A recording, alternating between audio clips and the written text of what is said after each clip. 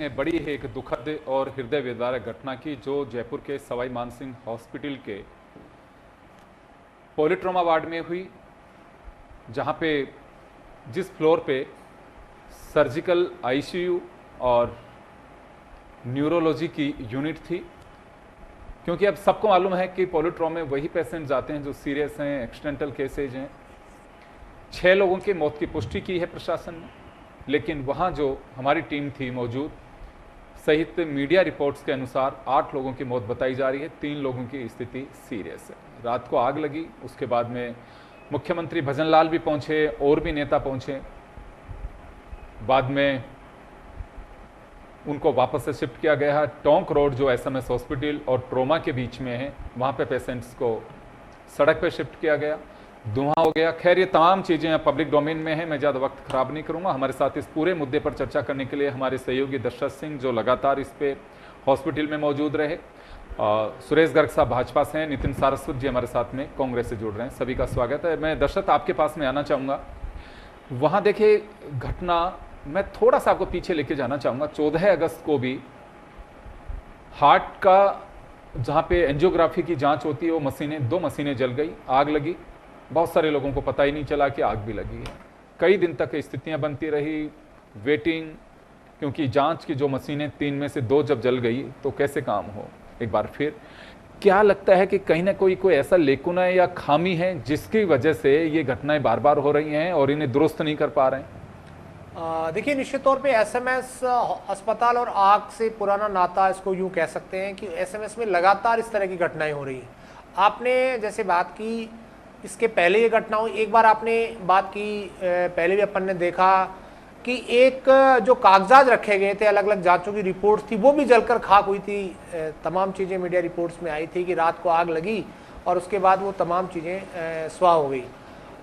कल रात की जो घटना है, यानी कि रविवार रात 11:30 बजे जिस तरह से ये आग लगी, उस आग के बाद 8 मीडिया रिपोर्ट्स की वहाँ के जो स्थानीय जो लोग हैं या परिजन हैं, उनका ये तर्क था कि 8 लोग डेथ हुई, जिनमें उनके परिजन भी शामिल थे। हालांकि अस्पताल प्रबंधन की तरफ से आधिकारिक पुष्टि 6 की हो पाई है, लेकिन इस घटना को लेकर कहीं ना कहीं अस्पताल प्रबंधन की लापरवाही कहीं ना कहीं इंगित जरूर करती है। क्योंकि सेकंड फ्लोर पे जो आईसीयू बना हुआ है, हमने वहाँ की जो विजिट की, उसके अंदर जो एंट्री पॉइंट है वो एक है, बाहर निकलने का रास्ता भी वही है।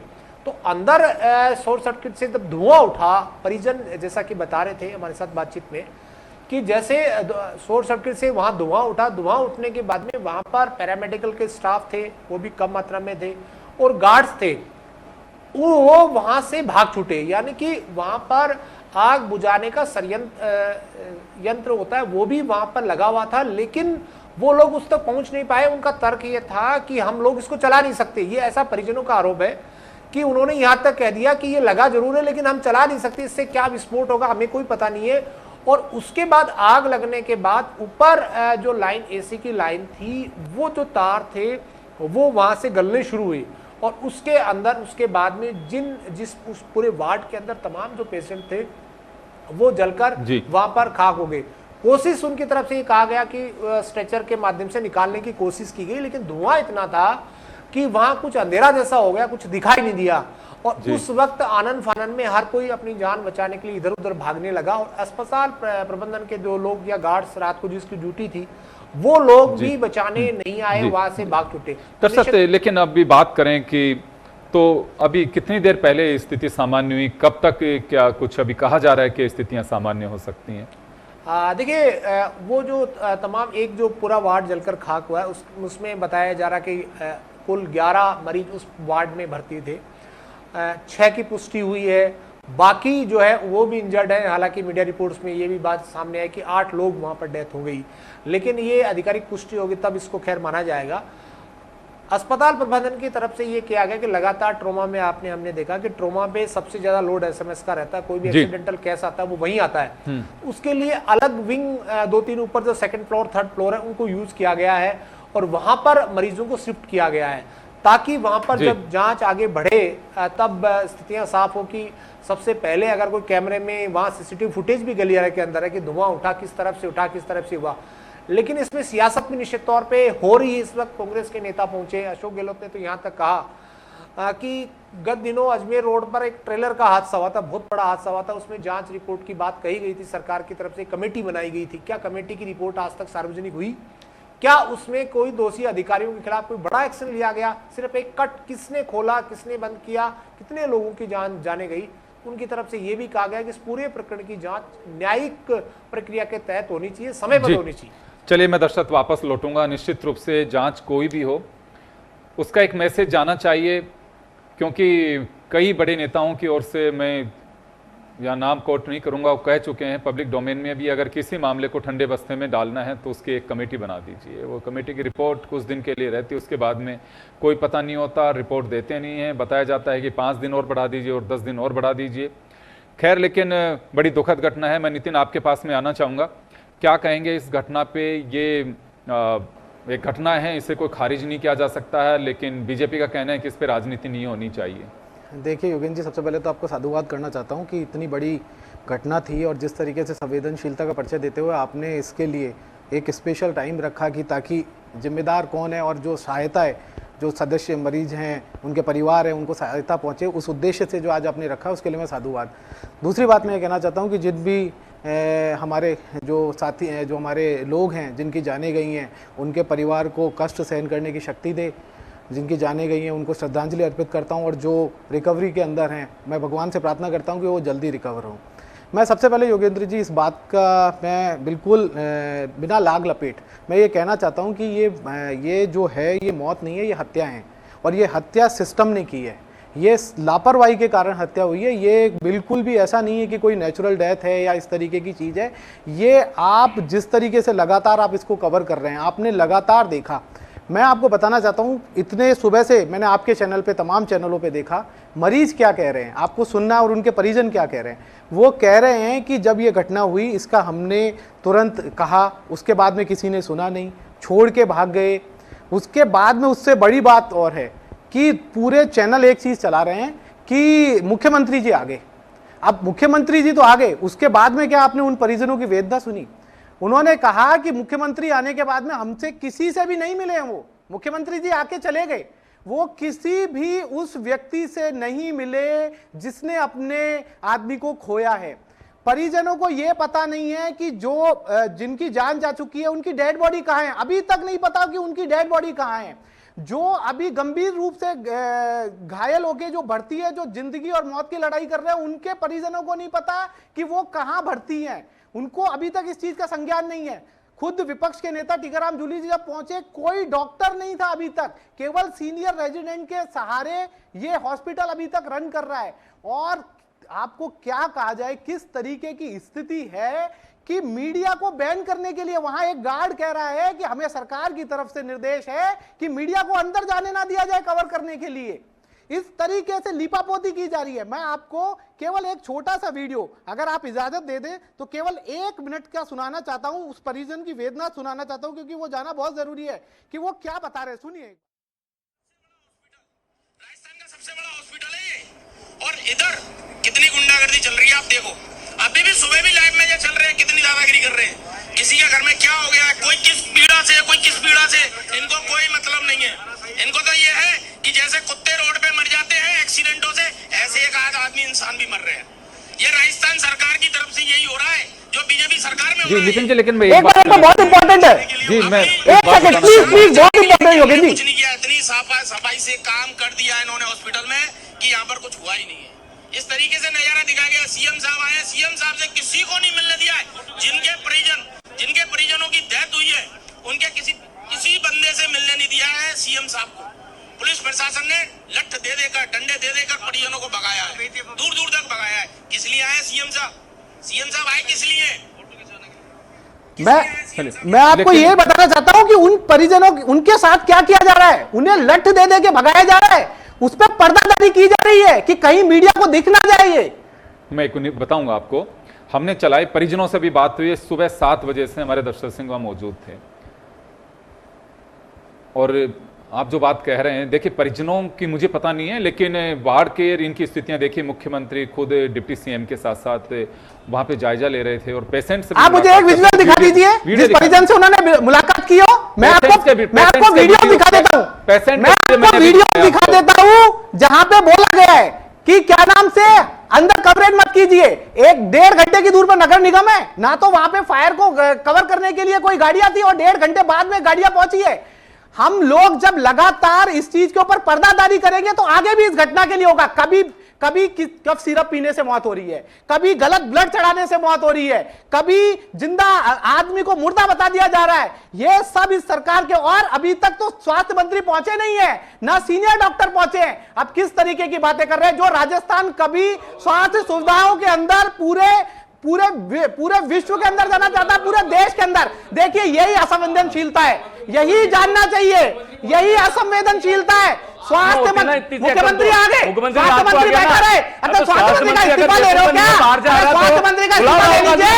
2:30 बजे मुख्यमंत्री पहुंच गए और अभी तक पहुंचे नहीं है। अरे शर्म आपको आनी चाहिए। आप लोगों ने इस राजस्थान की अस्मिता को जिस तरीके से तार-तार किया है। एक सेकंड चले, मैं सुरेश जी एक बात जानना चाहूंगा कि आप कह रहे हैं कि राहुल गांधी को बुला लो। घटना में राहुल गांधी कहेंगे, जब मुख्यमंत्री रात को आ गए, मुख्यमंत्री को जैसे ही पता लगा तुरंत मुख्यमंत्री आ गए और ये बोले साहब स्वास्थ्य मंत्री, अरे वो स्वास्थ्य मंत्री जयपुर में नहीं थे, इस वजह से नहीं आ पाए। लेकिन मुख्यमंत्री नहीं आ पाए, उप मुख्यमंत्री आ गया, मुख्यमंत्री आ गया, प्रधानमंत्री ने संवेदना व्यक्त कर दी, गृह मंत्री ने संवेदना व्यक्त कर दी। इनसे पूछिए राहुल गांधी ने अभी तक कुछ किया क्या?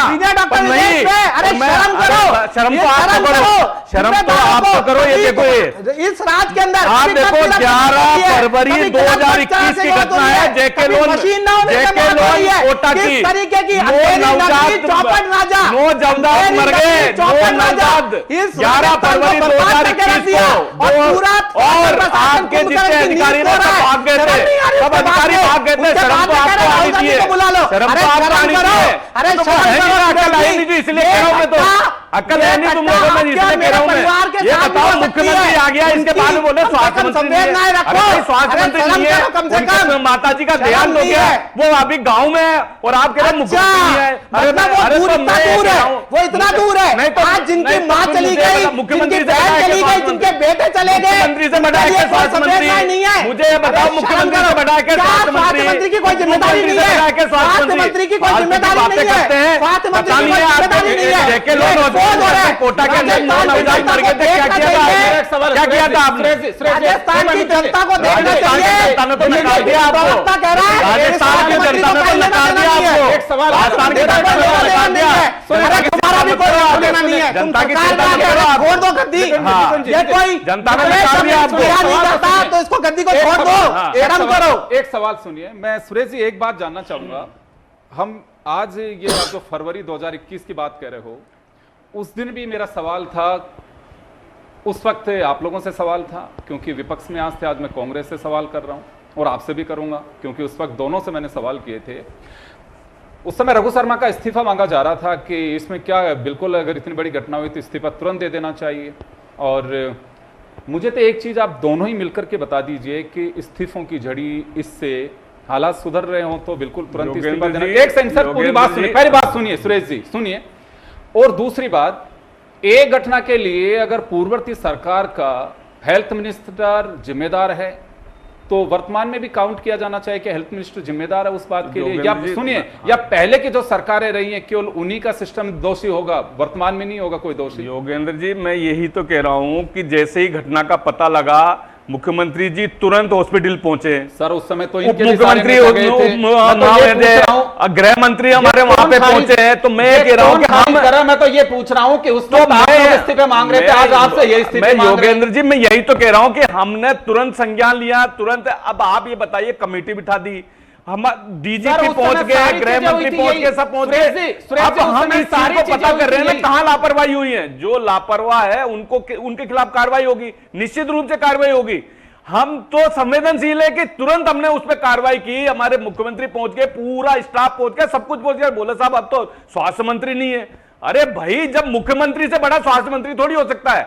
तो मैं ये कह रहा हूं कि इसमें राजनीति करने की क्या जरूरत है। मैं तो नहीं कह रहा था कि जेके लोन के अंदर, कोटा के अंदर नवजात मर गए थे तो स्वास्थ्य मंत्री पहुंचा नहीं या मुख्यमंत्री नहीं पहुंचा, मैंने तो क्वेश्चन नहीं किया। एक महिला जो लकवाग्रस्त महिला थी, उसके जो पलके हैं वो चूहे कुतर गए थे इनके टाइम पे, तो मैं तो नहीं बोल रहा था। कितनी बढ़िया बात है सर, आप एक दूसरे पे, मैं यही कह रहा हूं, एक दूसरे पे आरोप लगाने की बात नहीं है, केवल ये है कि कैसे वहां की। एक बात दर्शक सिंह ने कही कि एक आपको ध्यान होगा कि गैस दुखांतिका हुई, ट्रेलर पलटा, उसकी वजह से कितने सारे लोग मरे। आज तक उस रिपोर्ट का पता नहीं कहां रिपोर्ट, इतने टाइम। देखिए मेरी बात सुनो, जैसे ट्रेलर पलटा इसके बाद में देख लीजिए वो जो वहां का जो डिवाइडर वगैरह हो गया, लेकिन काम चालू हो गया, काम चालू वो चालू होने वाला है। और नहीं क्यों तुरंत संज्ञान लिया हमने, हॉस्पिटल में एडमिट कराया, उनको परिजनों के साथ में जो न्याय मिलना था वो न्याय दिलाया हमने, सब किया। मैं ये कह रहा हूं ये राजनीति का विषय नहीं है, मैं बार बार ये कह रहा हूं कि भाई परिजनों को नहीं होना चाहिए, हाँ, नहीं होना चाहिए, नहीं होना चाहिए, मैं कह रहा हूं। लेकिन कांग्रेस के प्रवक्ता से पूछो कि मुख्यमंत्री से बड़ा क्या स्वास्थ्य मंत्री है क्या, जो बार बार ये चीज कह रहे कि जो स्वास्थ्य, अरे भाई किन्हीं कारणों से अगर मान लो जयपुर में नहीं है तो मुख्यमंत्री आ गया, उप मुख्यमंत्री आ गया, उनसे बड़े तो नहीं है ना। लेकिन इनको राजनीति करनी है, राजनीति करनी है तो हम भी बताएंगे कि साहब 18 से 25 जो 23 तक था तब तो आपकी सरकार ही वेंटिलेटर पे दी, क्योंकि आपके मुख्यमंत्री ने खुद ने कहा था कि हमको तो मेरी तो कुर्सी बचानी है, तो जो जैसा कर रहा है करता है, होता रहा है। हुआ ये लकवाग्रस्त महिला के चूहे कुतर गए पलक को, नवजात जो है वो नवजात मर गए और स्टाफ भाग के चला गया था। चलिए 2 करोड़ का टेंडर, 18 करोड़ रुपए का। एक बात जानना चाहूंगा सुरेश जी, इस घटना के लिए क्या वाकई कोई दोषी होगा या फिर निश्चित रूप से जो वेंटिलेटर पे जाएगा आपका भी सिस्टम? नहीं नहीं नहीं नहीं नहीं बिल्कुल भी नहीं, कोई वेंटिलेटर पे नहीं जाएगा।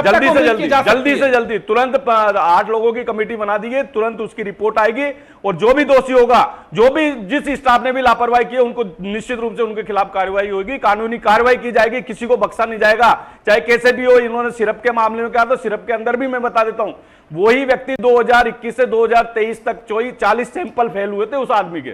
आपने क्या कर लिया, हमने तो रोक लगा दी था 19 सैंपल को और सस्पेंड कर दिया। यही कह रहा हूं कि हम परसों के दिन हेल्थ मिनिस्टर कह रहा है सिरप से मौत ही नहीं हुई है, बोला जोधपुर के अंदर। हाँ इसमें भी तथ्य देखो योगेंद्र जी, इसके वास्तव में तथ्य ये थे कि जो 2-3 बच्चों की मध्य प्रदेश के मुख्यमंत्री 3 बैन कर रहे हैं। नहीं बैन तो इसलिए कर रहे हैं कि डाउट था उस कंपनी को बैन कर दिया। एक बात सुन रहे थे, और देखो मेरी बात सुनो, मैं तो मैं ये कह रहा हूं कि 3 बच्चों को पहले से दूसरी बीमारी थी। मैं तो एक बात कह रहा हूं, राजनीतिक दलों का मैं दोषी नहीं मान रहा, तो आप लोग तय करिए कि आप लोग राजनीति करके, ये कोर्ट नहीं है, आप उनकी वकालत करके उनको बचाने की कोशिश और करते हो। जो दोषी है उसको उस अंजाम तक पहुंचाओ ना कि अगली बार वो हिम्मत ही नहीं करे। कहां बचाते हो आप, तो इनके गिना रहे हो, ये आपकी गिना रहे हैं, ऐसे रुकेगा? राजा राम को सस्पेंड कर दिया, उस कंपनी में बैन लगा दिया सप्लाई के ऊपर और कमेटी बिठा दी 5 लोगों की कि जो भी है उनको दोषी दिया जाएगा, जेल जाएंगे जो भी भ्रष्टाचारी है, जिन्होंने भी अपराध किया जिनको जेल जरूर भेजेंगे। चलिए लेकिन अब ये तो पता लग सकता है कि 1 महीने बाद, आज तारीख हो रही है 6, तो उम्मीद कर सकते हैं कि 6 नवंबर तक जो भी एसएमएस दुखांतिका के दोषी होंगे उनको वास्तव में सजा मिलेगी। तो आप कह के जा रहे हैं ये, चलिए 6 नवंबर को बात करेंगे और पहले हो तो आपका आभार भी जताएंगे। नितिन जी भरोसा रखिए सरकार पर। देखिए योगेंद्र जी, सबसे पहले मैं बोलना चाहता हूँ, बहुत ही हम लोग क्या है कि एक प्रॉपर, मैंने बहुत गंभीर सवाल उठाए कि मुख्य पहले बात तो स्वास्थ्य मंत्री का स्वास्थ्य महकमा है, उनकी एक जिम्मेदारी है, उनको आना चाहिए था। आज अभी उस घटना को घटे 12 घंटे से भी ज़्यादा हो चुके हैं, अभी तक स्वास्थ्य मंत्री इसी राजस्थान में मौजूद है और अभी तक आए नहीं है। पहली बात, आप चाहे उसके लिए कुछ भी कहिए, राजस्थान की जनता देख रही है। दूसरी बात मैं कहना चाहता हूँ कि मुख्यमंत्री के आने के बाद में भी उनके परिजन कह रहे हैं किसी से भी नहीं मिलने दिया, मीडिया को अंदर कवरेज करने से बैन किया गया कि नहीं, मना कर दिया गया। मैं आपको वीडियो दिखा सकता हूं। तीसरी बात, मरीजों को जिन्होंने अपने परिजनों को खोया उनको भगाया गया है मार मार के। चौथी बात, उनको अभी तक पता नहीं है कि उनका पोस्टमार्टम हो गया, डेड बॉडी कहां है, बिल्कुल नहीं पता। पांचवी बात, जो घायल है उनको नहीं पता कि उनके मरीज कहां एडमिट है, वो अपने परिजनों के लिए। आज ये डिबेट का सब्जेक्ट से ज्यादा इंपॉर्टेंट है। अगर मेरे परिवार का सदस्य होता, मैं वापस आऊंगा आपके पास, मैं वापस आ रहा हूं। आपके जो चीज है, सुबह से हमने स्पेशली बिना किसी लाग लपेट के, दर्शक सिंह हमारे वहां पे थे। दर्शक क्या पोजीशन जो नितिन कह रहे हैं कि वाकई ऐसे हालात बने कि जिसे परिजन अभी भी परेशान है, उन्हें मिलने नहीं दिया जा रहा है या उनकी बॉडी नहीं दी जा रही है। देखिए मुख्यमंत्री आता है, हालात ऐसे, उनके एक सिक्योरिटी को लेकर कोई प्रोटोकॉल हो सकता है, लेकिन क्या रात के कुछ लोगों ने कह रहे हैं कि पुलिस वालों ने डंडे मार मार के भगा दिए लोगों को वहां से? देखिए, मुझे लगता है कुछ ना कुछ लापरवाही जरूर हुई है। मुख्यमंत्री जब रात को गए, उसके बाद मुख्यमंत्री जब गए थे 11:30-12 बजे का वक्त था, सुबह तमाम जो लोग जिनकी डेथ हुई है वो लोग ट्रोमा के अंदर नहीं थे, बाहर थे, और उन लोगों का यही एक सवाल था, उनके परिजनों का। बिल्कुल निश्चित तौर पे हमने जब बातचीत की, तमाम मीडिया के साथी थे, अलग अलग चैनल से या अखबार जो भी है, उन्होंने बात की, तो उन्होंने कहा कि जिस वक्त ये हादसा हुआ उसके बाद में उनको बाहर भगा दिया गया, बाहर लाया गया, उनसे अभी तक कोई बात नहीं की गई। कांग्रेस के नेता जब उन तक पहुंचे और उसके बाद में जब वो लगातार नारेबाजी होने लगी, तब जाकर तकरीबन 12:30 बजे के करीब गृह राज्य मंत्री वहां पहुंचते हैं। उसके बाद डिप्टी सीएम प्रेमचंद बैरवा वहां पर पहुंचे और उसके बाद पुलिस कमिश्नर के साथ उन लोगों से बातचीत की, फिर उनको अंदर ले जाया गया। अब ले जाया गया है, जबकि सुबह के वक्त स्थिति यही थी कि वो तमाम जो मरीज थे, उनके जो परिजन जिनकी डेथ हुई है वो बाहर थे, और उन लोगों का ये कहना था कि रात के वक्त जब ये हादसा हुआ उस वक्त हमने कहा था, वहाँ गार्ड मौजूद थे, सब भाग गए वहाँ से। अब उनकी बॉडी कहाँ है हमें नहीं पता। हमें कम से कम अस्पताल प्रबंधन को ये पता था कि ये लोग बाहर हैं, ये इनके परिजन, ये अटेंडेंट थे अंदर, इनको कम से कम लाया जाए, कहीं बिठाया जाए, चाय पानी कुछ पूछा जाए, या उनको बताया जाए कि आपका परिजन यहाँ मौजूद है, तब उनको तसल्ली होती। कम से कम ये, मैं ये नहीं कहता कि ये सरकार की लापरवाही, ये सिस्टम यानी अस्पताल प्रबंधन की कहीं ना कहीं लापरवाही है। अस्पताल प्रबंधन के जो अधीक्षक दर्शक, मैं वापस आपके पास में आ रहा हूं। सुरेश जी, मैं एक बात जानना चाहूंगा, आप लोग राजनीतिक दलों से ताल्लुक रखते हो, हर 5 साल बाद में आपको जनता के बीच परीक्षा देने जाना होता है और सफल होते हो तो आप सरकार में बैठते हैं। मैं ये नहीं समझ पा रहा हूं कि ना कोई यहां मुख्यमंत्री का दोष बता रहा, ना कोई डिप्टी सीएम का बता रहा है। वो लोग जो वास्तव में सिस्टम में स्थायी रूप से ऐसे तंत्र में बैठ गए, पब्लिक को भगाने की कोशिश कर रहे हैं, आप उनकी ढाल क्यों बन रहे हो?